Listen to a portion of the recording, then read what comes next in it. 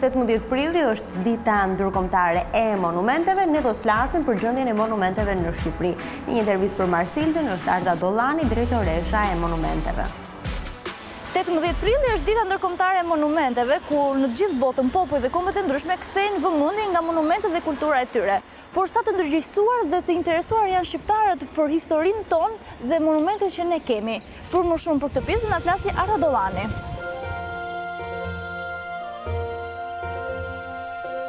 Këtu jemi me Arta Dollani, drejtoreshën e Institutit të Monumenteve. Përshëndetje, si jeni? Përshëndetje. Mund të na tregoni më shumë në lidhje me këtë ditë dhe aktivitetet e ndryshme dhe rëndësinë që ajo ka? Është një ditë 18 prilli, është dita ndërkombëtare e monumenteve dhe prej vitesh festohet ose kujtohet si dita kur njerëzit duhet kthejnë vëmendjen nga rëndësia e monumenteve, t'i njohin ato më mirë, t'i duan ato më shumë, pasi edhe siç pam përpara 2 ditësh, mbasi ndodh një fatkeqësi, atëherë njerëzit kujtohen se sa shumë e duan atë që ju duket sikur është e përditshme atyre dhe ju përket pa kushte. Sigurisht që në këtë ditë të gjithë duhet të mendojmë për monumente, të gjithë bashkë, sepse ato janë pronë e gjithë e jona, dhe jo vetëm e jona, po në këtë rast u tregua se sa mbar kombëtare dhe ndërkombëtare janë monumentet e rëndësishme. Ajo çfarë ne i kushtojmë shumë vëmendje në këtë ditë është zhvillimi i aktiviteteve me të rinjt. Dhe jo vetëm kaq, por të gjitha sitet monumenteve, muzeet, të gjitha institucionet pra ku hyhet me një bilet, sot janë falas. Dhe jo vetëm sot, por të dielën e fundit të çdo muaji. Kjo është e shtrirë në të gjithë Shqipërinë apo vetëm në Tiranë? Është e shtrirë në të gjithë Shqipërinë, të gjitha drejtoritë rajonale të kulturës kombëtare zhvillojnë aktivitete me nxënësit kryesisht, me të rinjt. Ne si shqiptar, sa i duam monumentet dhe kulturën tonë? Ne si shqiptari duam shumë monumentet, e duam shumë kulturën tonë dhe vlerësojmë jashtëmase, sepse është vetë një vlerë identitare që neve na bën unik në të gjithë botën. Ajo çfarë ne zbulojmë për ditë, ajo çfarë kemi njohur në çdo ditë të punës tonë, është që njerëzit që nga zonat më të thella malore dhe deri në mes të qyteteve të mëdha janë shumë të lidhur me vlerat e trashëgimisë kulturore. Ne jemi këtu në ambientet e ish kinostudis, që në fakt është Ministria e Kulturës. Mund na tregosh pak më shumë për këtë histori? Ky është një nga objektet i cili mbart shumë histori në vete, shumë dashuri dhe që duhet jetë i njohur për publikun mbar. Sigurisht të gjithë shqiptarët, ata që jetojnë në Tiranë patjetër e dinë që në këto ambiente territore zhvilloheshin dhe xhiroheshin filmat e kinostudios shqipëriare. Sigurisht që është një territor i madh, një territor që ka një potencial të jashtëzakonshëm për të krijuar një pol kulturor në zonën e kinostudios. Planet e ardhshme janë për zhvillimin e të gjithë zonës, për krijimin e parkut të artit, për njohjen e të gjithë publikut, jo vetëm të Tiranës, por dhe të vizitorëve që vinë me vlerat e kësaj qyteze që ka jetën e vet në miniaturën e saj, por që është shumë e rëndësishme për historinë dhe zhvillimin e Shqipërisë. Kemi shumë potenciale duke nisur nga arkivi i filmit, nga arkivat e kinostudios, nga rekvizitat e alba filmit, makinat e vjetra, të cilat do të jenë pjesë e një projekti të madh. Sa monumente ka Shqipëria dhe Tirana gjithashtu? Lista e monumenteve të Shqipërisë numëron rreth 2200 monumente, të shpallura dhe shumë prej tyre janë në vitet e fundit. Tirana ka një listë të pasur të monumenteve, jo vetëm qyteti, po sigurisht edhe rrethinat me kalate, Petrelës, të Ndroqit, të Prezës. A ka një qytet që është më i pasur ndër të tjerët që mbahet? Patjetër që përqendrimi i monumenteve është më i lartë në zonën e Beratit dhe të Gjirokatrës. Pra mund të them që në këto 2 qytete kemi numrin e barabartë, pra gjysmën e monumenteve, numrin e barabartë me pjesën tjetër të monumenteve në të gjithë territorin e Shqipërisë. Sa të mbrojtura janë monumentet në Shqipëri? Monumentet janë aq të mbrojtura dhe aq të rrezikuara sa që janë në të gjithë botën. Dhe këtë do doja ta theksoja sepse janë objekte të cilat i ruajnë njerëzit vet. Pra janë objekte të gjithëve ne, janë pronë e qytetit, janë pronë e secilit qytetar. Dhe për këtë gjë do doja që të bëja një thirrje, jo vetëm në këtë ditë, por në çdo ditë të vitit. Duhet që t'i mbrojmë monumentet, i duam. Janë e njëjta gjë sikur ne që jemi njerëz të ndërgjegjshëm, të mbronim fëmijët ose të moshuarit, edhe monumenti është një objekt i tillë. Ai nuk mund mbrohet dot vet. Atë duhet ta mbrojmë ata. A kemi ne monumente të momentit që janë të rrezikuara, që janë në listën e kuqe?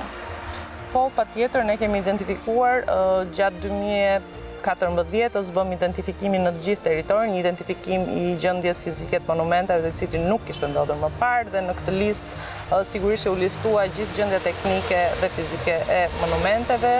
Ka dalë lista e riskut, aty përfshihen rreth 190 monumente, projekte të cilave tashmë janë hartuar dhe pritet që të fillojë zbatimi i tyre. A ka dhe qytetarë që janë të ndërgjegjësuar dhe që duan të investojnë në kulturë, domethënë që të mbrojnë këto monumente, jo vetëm në dorë të shtetit. Gjithmonë më tepër, sigurisht tani të gjitha kanë kuptuar që monumentet nuk janë vetëm detyrim i shtetit për t'i mbrojtur dhe për t'i zhvilluar dhe riedzuar. Në rast të parë janë banesa të cilat janë prona private dhe vetë pronarët e këtyre objekteve mund të rivitalizojnë ato duke ju dhënë një funksion.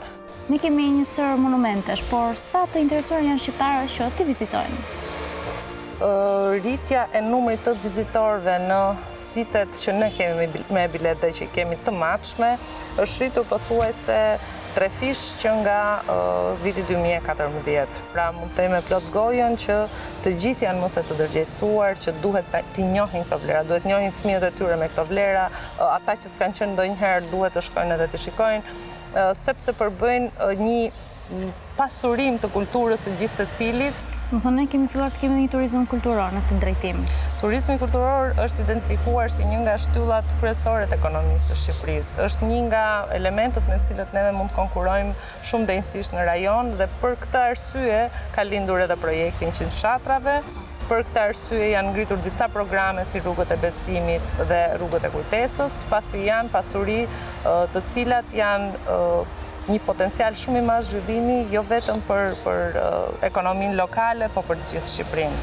Duke qenë se jemi te turizmi kulturor dhe te turistët, për të huajt, a kanë interes të shikojnë edhe të njihen me historinë tonë, duke qenë se sigurisht që është një nga vendet që ka potencial më të lartë, pasi më përpara ka qenë i panjohur. Ashtu siç e solli dhe historia e viteve të fundit, vëmendja e të huajve ndaj Shqipërisë tashmë është amplifikuar dhe ka një interes gjithmonë më të lartë për të ardhur në Shqipëri, për të shpenzuar pushimet, jo vetëm anës detit, por kryesisht duke zhvilluar aktivitete brenda territorit. Kush është monumenti më i preferuar i të huajve? Gjithmonë Butrinti. Mbetet Butrinti. Ai ka numrin më të lartë të vizitorëve në rang republike. Po monumenti më i vjetër që ne kemi, domethënë, dhe sa daton? Monumentet më të vjetra sigurisht janë sitet antike, janë qytetet e prapë të Butrintit, Apollonisë, janë sitet prehistorike, të cilat janë të shumta në vendin tonë. Kjo është pikërisht ajo që është e veçanta dhe unike e Shqipërisë. Ndodhen të gjitha shtresat historike ku kanë kaluar civilizime, secili prej tyre ka lënë gjurmën e tyre në këtë territor. Është promovuar siç duhet kultura dhe monumentet tona? Në vitet e fundit, sigurisht që ka pasur një hof shumë të madh promovimi për të gjitha sitet e trashëgimisë kulturore. Patjetër që gjithmonë mbetet shumë për të bërë në fushën e promovimit, pasi teknologjia digjitale sjell gjithmonë të reja me muaj, nga njëri muaj në tjetrin. Sigurisht që smartphone-ët bëjnë rolin e tyre dhe duke qenë se janë një nga elementët dhe më të përdorshëm nga të rinjt, patjetër që synojmë të ngrem aplikacione sa më të përshtatshme në mënyrë që të shkojë shumë lehtësisht informacioni tek ata, të jetë i certifikuar dhe mbi gjitha të jetë i këndshëm për të mbajtur mend dhe që ata ta njohin trashëgiminë e tyre kulturore. Është shumë e rëndësishme pjesa e njohjes nga të rinjt dhe nga fëmijët e trashëgimisë kulturore. Pasi është studiuar dhe është aprovuar tashmë që edukimi është jo vetëm në kahun nga prindrit tek fëmijët, por dhe nga fëmijët tek prindrit. Dhe ky është shumë efektiv. Për këtë arsye ne kemi disa vite që kemi nisur programin edukimi përmes kulturës, synon që të gjitha klasat dhe të gjitha grup moshat të kalojnë dhe të zhvillojnë aktivitete, pra të jenë aktivitete interaktive, jo vetëm të shkojnë në muze ose në ekspozit për të parë dhe për të vizituar, por gjithashtu të ulen aty, të pikturojnë, të bëjnë lojra, që kështu në këtë mënyrë t'ju ngulitet në mendje ajo çfarë ata kanë parë dhe të kërkojnë që të kthehen sërish për ta parë sërish ose për të krijuar kulturën e ndjekjes së ekspozitave, të koncerteve. Ju falenderoj shumë për gjitha informacionet që na dhat në këtë ditë të rëndësishme. Faleminderit juve.